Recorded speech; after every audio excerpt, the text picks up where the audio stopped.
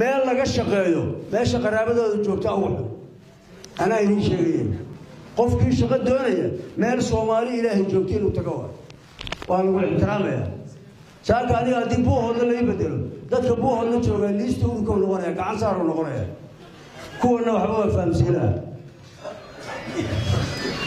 ka burcad jooga hadii la soo bedelo ama ka kismaayo jooga ama burcad jooga hadii inta loo soo bedelana dhagay yeelanayaan liisto uu ka noqonaya Soomaalida ba nooca ka samaysan qaraabo ismayna buuxisa la yiraahdaa ma inda buuxin ma ayna anaga xunaa ما هاي كلام نقف يعني دخل كسوما هذا النوع عازم وعن ربا دتكو إلى إسكال دايان حمان تيري دايان دتكو إلى دايان